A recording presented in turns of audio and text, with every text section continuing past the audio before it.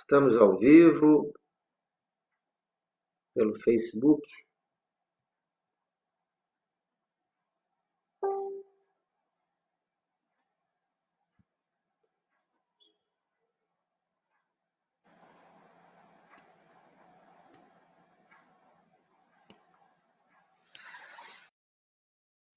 Boa noite. Agora sim estamos ao vivo. Boa noite. Nós estamos pelo Facebook vivo, mais tarde estará disponível também no YouTube. No YouTube estará disponível posteriormente. Essa live hoje ela se trata mais de uma conclusão daquela trilogia que nós fizemos em época de pandemia, e nós fizemos em 3 partes. Quem está acompanhando sabe que a primeira parte nós fizemos uma introdução, depois falamos da desmoralização, depois da desmoralização para a desestabilização, da desestabilização para a crise, da crise para a normalização. E explicamos que existem diversos fatores que foram construídos, foram arquitetados para que a subversão fosse realizada em vários países do mundo. Pegando o nosso exemplo aqui, os resultados que nós temos são visíveis, né? Eu falei sobre os concursos públicos que são direcionados, para entrar numa universidade pública também é bem direcionado, para ser professor numa universidade, para fazer mestrado, doutorado, se você não for alinhado ao projeto de FHC, Lula e Dilma, daquela estratégia das tesouras de Lênin, se você não tiver acoplado no globalismo, não tiver ligado a um regimento universal do globalismo, você não consegue prosperar. Você não quer. E falamos do aparelhamento, né? E o aparelhamento do Supremo Tribunal Federal, do Ministério Público, todos os concursos públicos, dos professores nas universidades, o aparelhamento é feito nos Ministérios da Saúde, da Educação, tudo é contaminado dentro da imprensa também. Então você tem uma formação de 20 anos, depois você tem mais uma formação de 20 anos para culminar no quê? Culminar no que nós temos hoje. Você fica com todos os organismos do Executivo, do Judiciário e do Legislativo contaminados. Os funcionários de carreira, eles estão contaminados. Eles têm uma situação muito confortável, inclusive na pandemia. Eles não deixam de receber seus salários, né? No setor privado, nós temos casos de pessoas que estão recebendo 30% do seu salário. Os autônomos não recebem se não trabalharem, e se eles não trabalharem, eles não vão poder receber o valor diário, né? Porque o autônomo recebe diariamente, às vezes de 3 em 3 dias, às vezes semanalmente. Então, assim, vivemos uma situação completamente fora do padrão. Temos os índices de que o Brasil está com uma morte para cada 10, uma morte para cada 11, uma morte, 2 mortes, 3 mortes para cada tantos habitantes, né? 10 mortes para cada 1 milhão. Agora parece que são 11 mortes para cada 1 milhão de habitantes. A Alemanha, que é uma referência, 41 mortes para 1 milhão de habitantes. Então nós vamos pegando todos os fatos reais, não aquelas aberturas de covas em quantidade ridícula, né? Está aparecendo Odor e Ico Paraguaçu, que é inaugurar cemitério. Então nós temos um conjunto de fatores que nos demonstram como que a subversão fez com que até as pessoas que têm diplomas não conseguem ler um gráfico, né? Aquela história, a pessoa não tem gramática, não tem matemática, não vai fazer um problema de física, não vai saber nem qual fórmula aplicar. Você ter dificuldade na época do ginásio científico, coisa, mas você com 40 anos ainda acreditar que aqueles gráficos ali não demonstram verdade, você não acreditar nas notícias oficiais, você só acreditar no que a imprensa fala, manipulada flagrantemente, principalmente a Rede Globo de televisão, o Globo News, o Fantástico, são programas que você não tem condição de assistir, porque eles estão fora da realidade, deturpando realmente. Então, este é o produto, esse é o resultado final. As pessoas acreditam que o mandado de segurança pode ser impetrado de uma forma a destituir um presidente. As pessoas acreditam que existe a possibilidade de um impeachment parcial.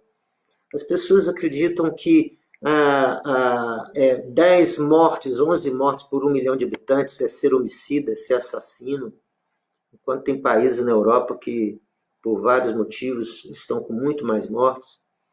Quando você tem os protocolos sendo aplicados nos hospitais particulares, a hidrocloroquina com o zinco, com a vitamina D, a azitromicina e até um vermífugo, estão apresentando resultados nos hospitais particulares sem mortes com S, né? E você ter nos hospitais públicos uma resistência absurdo, você ter verbas facilitadas, você ter que enfrentar a situação que o pico já se deu no dia 15 de abril. Muitos estatísticos, matemáticos concluíram que nós estamos tá descendente, a curva já está descendente há muito tempo, mas ainda não chegou o pico da destruição da economia. Então posterga esse pico para coincidir com um que, destruindo a economia, você destrói o presidente da República. Então essas coisas da subversão que nós analisamos lá atrás, há 30 dias que nós estamos trabalhando no primeiro capítulo, segundo capítulo, terceiro capítulo da trilogia, hoje nós estamos aqui concluindo qual que é o resultado pragmático da subversão? É que você tem todo um Estado aparelhado. Vamos dar só um exemplo aqui. Todos os 11 ministros do Supremo Tribunal Federal foram, de certa forma, nomeados por esquerdistas. Quando eu falo que o PMDB é esquerda, as pessoas acham estranho. É o Sarney. O Sarney estava contra a Arena. A Arena é mais à direita, é mais conservadora. O PMDB veio do MDB, que hoje é MDB de novo. O Sarney nomeou o primeiro que está lá, até hoje, o decano, que é o Celso de Mello, que é o mais moderado deles.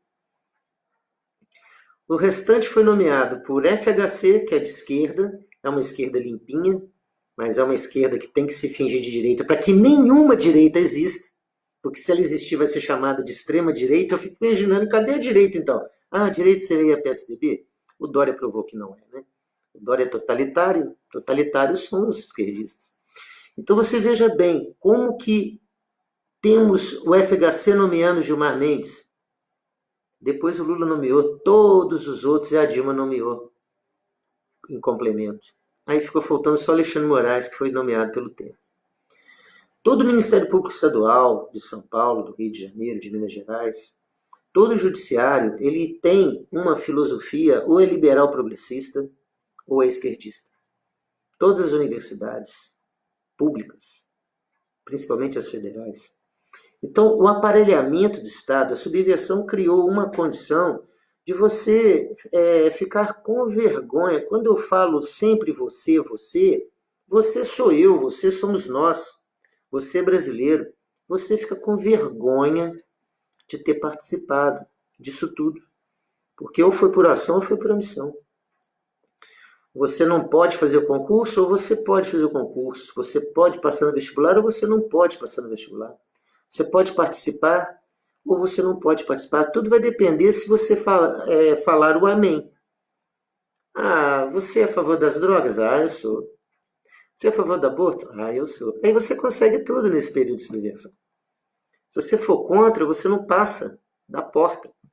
Você está por fora, você é careta, você é uma pessoa demodê, você é do passado, você está fora de moda, você é um conservador. Aí começa a colocar outros qualificativos não muito agradáveis, né? Que são aqueles que eles têm de parâmetros em si mesmo, porque eles atribuem aos outros o que eles são. Então, quando eu falo eles, eu já falo dos esquerdistas.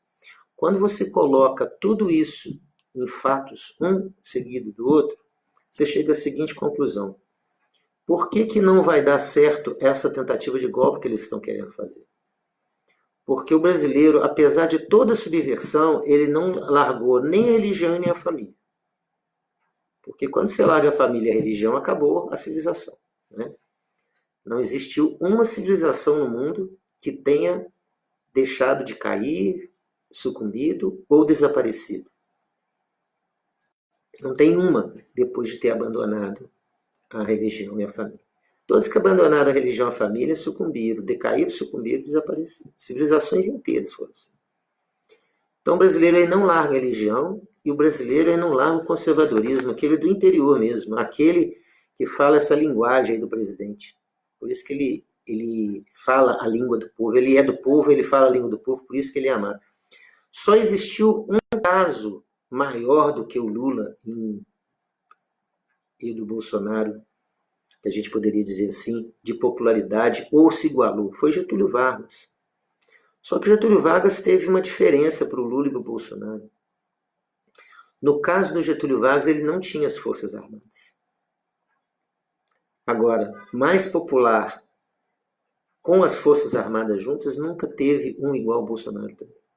No caso do Getúlio Vargas lá atrás, em 1951, quando ele volta nos braços do povo, ele ficou 15 anos, entre 30 e 45, ele ficou na ditadura Vargas, né? Uma ditadura fascista, uma ditadura que tinha vínculos com Hitler, que tinha vínculos com Mussolini, por causa da Carta del Lavoro, por causa do Arnon de Mello, por causa da CLT, por causa do trabalhismo, que gerou uma pá de políticos, até o Brizola, do trabalhismo, né? Do PTB, que depois teve o PDT.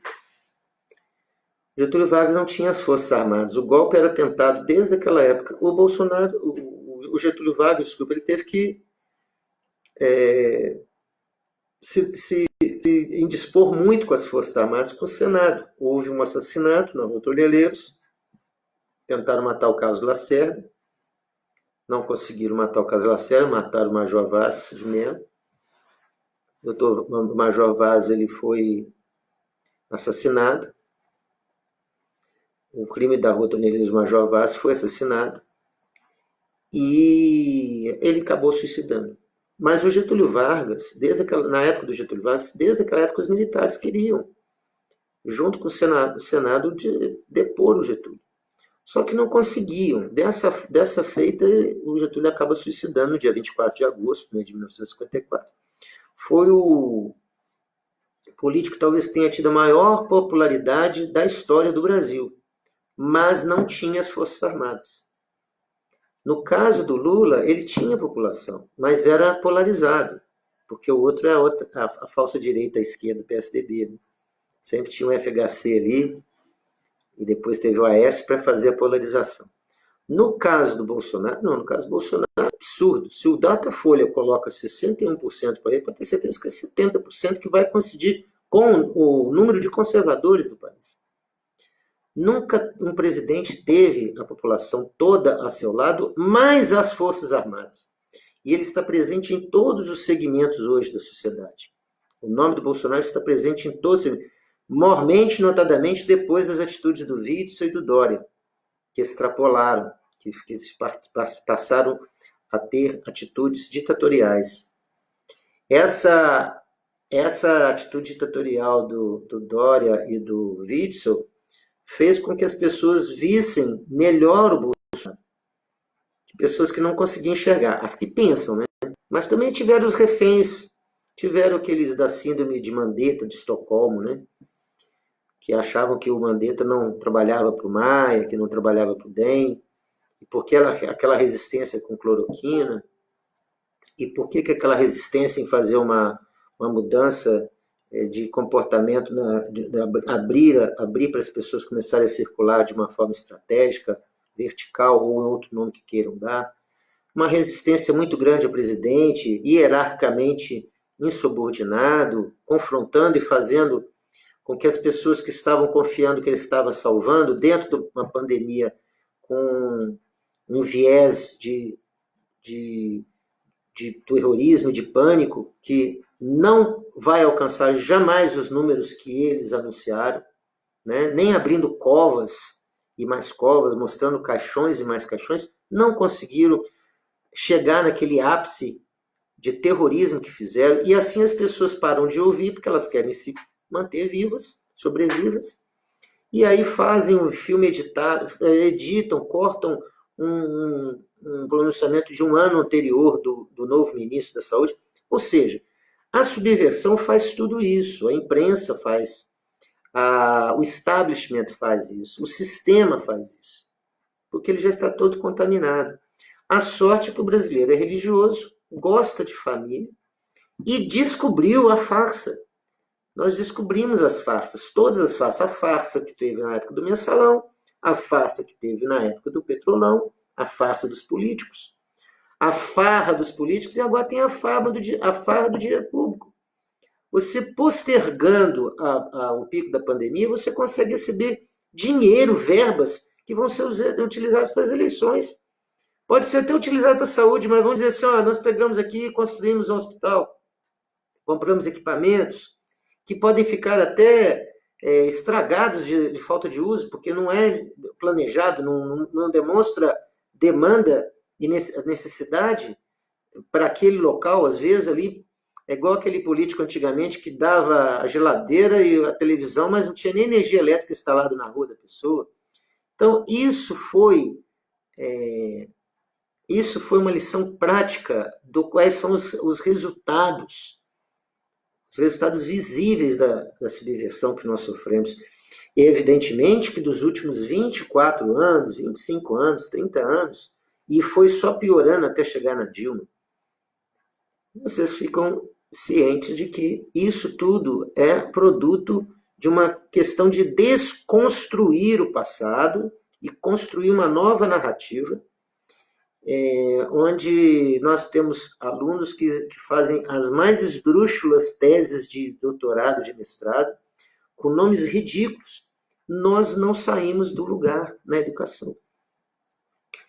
E aí fica muito claro que as pessoas, quando elas entram em pânico, elas vão acreditar naqueles que a protegem. Então é uma subversão, é uma síndrome, é uma palavra que se fala, é um politicamente correto que se usa para deixar a pessoa refém. O político hoje, depois de tudo que aconteceu nessa pandemia, aqueles que são ditadores, aqueles que extrapolaram, que usaram para ter verbas públicas, que usaram para ter nome político, eles deram tiro no próprio pé.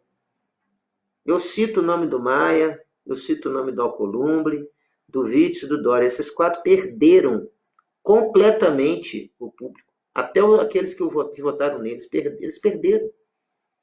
Por quê? Porque eles demonstraram, e as pessoas que assistem Jornal Nacional, Rede Globo, não acessam a internet, não acessam o WhatsApp, não acessam o Twitter, mesmo essas pessoas, elas passaram a ter a vivência do cotidiano.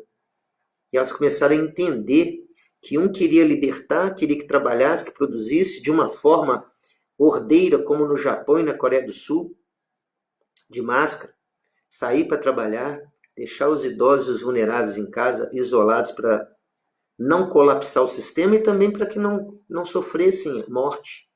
Aplicando a cloroquina num determinado momento que é mais propício, que é um pouquinho antes, não no momento de crise que a pessoa está para ser entubada e morrer.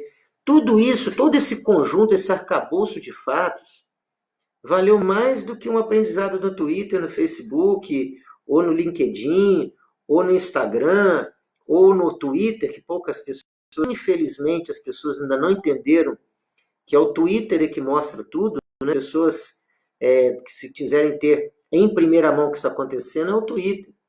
Graças ao WhatsApp, o Facebook e o Twitter está se revelando assim por prints de tela.